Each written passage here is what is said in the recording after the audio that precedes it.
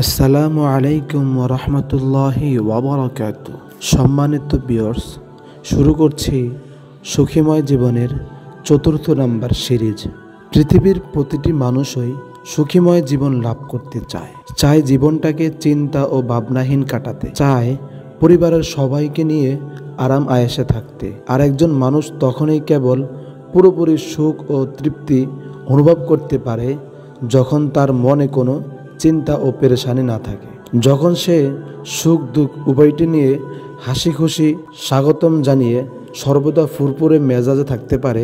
এসব কেবল তখনই সম্ভব হবে যখন আল্লাহ তাআলার সকল ফয়সালা খুশি মনে মেনে নেওয়া যাবে। এ প্রসঙ্গে রাসূলুল্লাহ সাল্লাল্লাহু আলাইহি ওয়াসাল্লাম বলেছেন, মানুষের অন্তর প্রতিটি ময়দানের সমতুল্য, অর্থাৎ মানুষের অন্তরে যাবতীয় বস্তুর চিন্তা ফিকিরেই আসে। যে ব্যক্তি তার অন্তরকে বিভিন্ন শাখার দিকে ফিরিয়ে রেখেছে, অর্থাৎ সব ধরনের চিন্তা ফিকিরে লিপ্ত রেখেছে, সে যে কোনো ময়দানে ধ্বংস হয়ে যাক, আল্লাহ তাআলা তার কোনো পরোয়া করে না।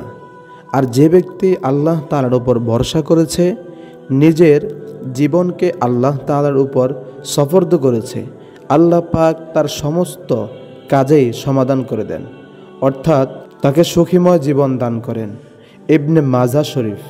তাহমিদ খুবই বুদ্ধিমান ও বিচক্ষণ ছেলে, তাই সে সঠিক পথেই এগোচ্ছে।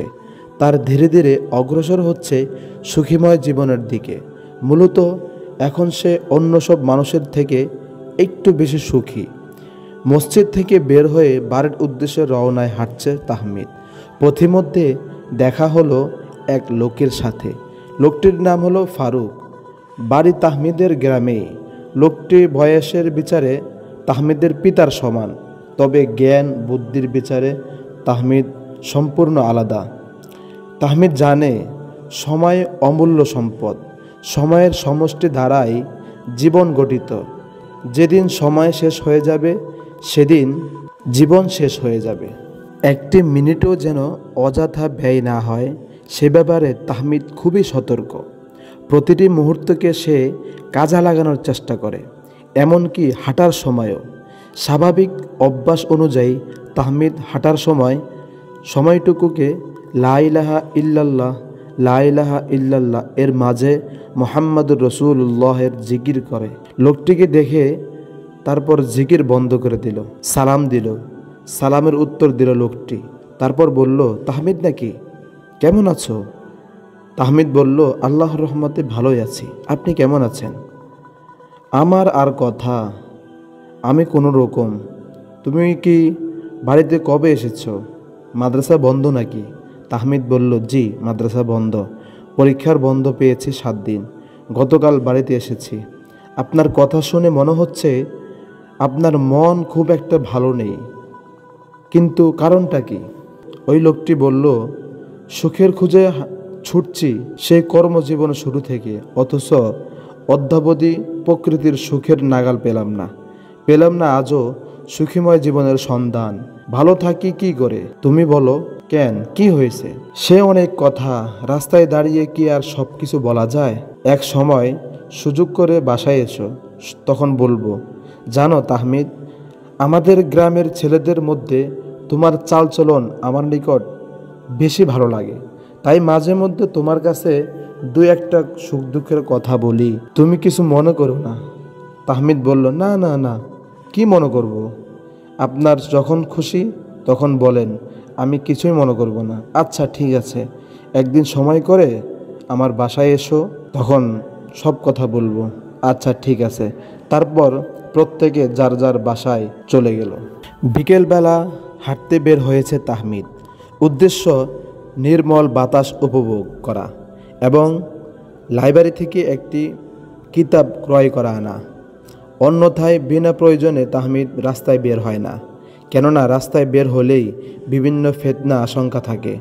বিশেষ করে দৃষ্টির হেফাজত করা খুবই কঠিন হয়ে পড়ে। তাহমিদের সাথী হিসেবে আছে মামুন তাহমিদের সমবয়সী, বাড়ি তাহমিদের বাড়ির পাশেই।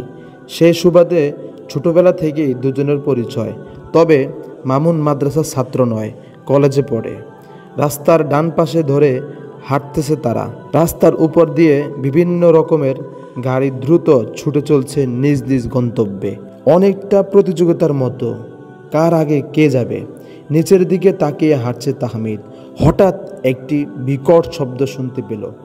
কিছু বুঝে ওঠার আগেই দেখল আশেপাশের লোকেরা দৌড়াদৌড়ি করে রাস্তার এক জায়গায় জড়ো হচ্ছে। তাহমিদ ও মামুন লোকদের অনুসরণ করলো কৌতূহল হয়ে। সেখানে যাওয়ার পর তারা বুঝতে পারল একটি মর্মান্তিক সড়ক দুর্ঘটনা হয়েছে। দুটি বাস মুখোমুখি সংঘর্ষ হয়েছে। এতে উভয় বাসের প্রায় 15 থেকে 16 জন যাত্রী আহত হয়েছে। দুজনের অবস্থা আশঙ্কাজনক। এই দুজনকে দ্রুত হাসপাতালে নেওয়া হলো। বাকি আহতদের অবস্থা তেমন গুরুতর না হওয়ায় হাসপাতালে নেওয়ার প্রয়োজন হলো না। চোখের সামনে মর্মান্তিক সড়ক দুর্ঘটনা দেখে সহ্য করতে পারল না তাহমিদ। আহতদের ব্যথায় ব্যথিত হয়ে সে বলল, তার অশ্রু ঝাপসা ব্যথিত দৃষ্টি বলে দিল সে কথা। কিছুক্ষণের মধ্যে নির্বাক হয়ে গেল। এতটা সত্ত্বেও তাহমিদ এই দোয়াটি পড়তে ভুলেনি। আল্লাহুম্মা আলহামদুলিল্লাহিল্লাযী আফানি মিম্মা বাতালাকা বিহি ওয়া ফাদ্দালানি আলা কাসীরিম মিম্মান খালাকা তাফদীলা। তাহমিদ দোয়াটি শুধু নিজে পড়েই ক্ষান্ত হলো না, মামুনকেও পড়াতে বলল। মামুনের জানা ছিল না দোয়াটি, তাই তাহমিদ দোয়াটিকে মুখে মুখে বলে পাঠ করালো মামুনকে। মামুন জিজ্ঞাসা করল, এটি কিসের দোয়া, এর ফজিলত বা কী? তাহমিদ বলল, এই দোয়াটি বিপদগ্রস্ত লোক দেখলে পড়তে হয়। এর ফজিলত সম্পর্কে হযরত আবু হুরায়রা রাদিয়াল্লাহু তাআলা আনহু রাসূল সাল্লাল্লাহু আলাইহি ওয়াসাল্লাম থেকে বর্ণনা করেছেন, যে ব্যক্তি কোনো বিপদগ্রস্ত লোককে দেখে এই দোয়া পড়বে, আল্লাহর রহমতে সে কখনো ওই বিপদে পড়বে না। মিশকাত শরীফ। তাই এখন থেকে কোনো বিপদগ্রস্ত লোককে দেখলে সাথে সাথে মনে মনে এই দোয়াটি পাঠ করবে। মনে মনে কেন, শব্দ করে পাঠ করলে কোনো সমস্যা নিষেধ নেই, তবে শব্দ করে উচ্চ আওয়াজে পাঠ করলে বিপদগ্রস্ত ব্যক্তির মনে কষ্ট লাগতে পারে। এইভাবে যে আমি বিপদে পতিত হয়েছি আর সে দোয়া পড়ছে নিজের বাঁচার জন্য। কাজেই মানবতা এবং সহানুভূতির খাতিরে উচ্চ শব্দে না পড়ে মনে মনে পড়াটাই অধিক শ্রয় এবং এটি কর্তব্য।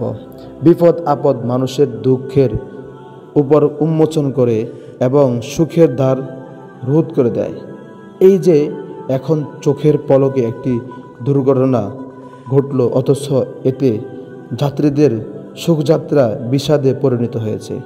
হয়তোবা কিছু কিছু যাত্রী আজকের এই সফরের জন্য প্রস্তুত নিচ্ছিল কয়েক সপ্তাহ পূর্বে থেকে, অথচ তাদের এই দীর্ঘ প্রস্তুতির সুখ সফর থেকে সুখ শব্দটি পরিবর্তন হয়ে দুঃখযুক্ত হলো একমাত্র কয়েক সেকেন্ডে।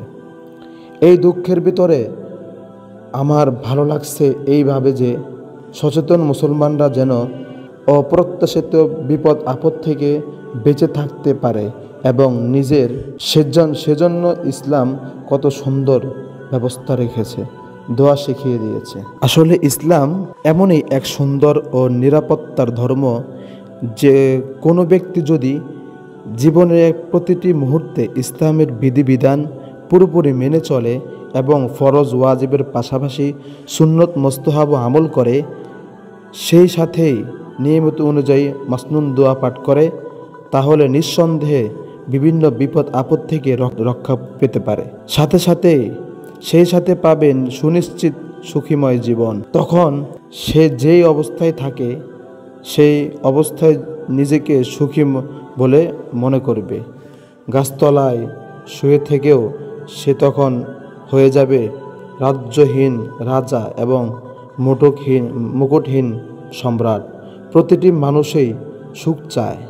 মানুষ যত পরিশ্রম করে তাও কেবল একটু সুখের আশায়। যে কাজ করুক না কেন সবার উদ্দেশ্য একটাই, সুখীময় জীবন লাভ করা। কিন্তু পরিতাপের বিষয় হচ্ছে খুব কম মানুষই সঠিক পথে চলে, ফলে সুখীময় জীবনের স্বপ্ন শুধু স্বপ্নই থেকে যায়, বাস্তব হয় না কখনো।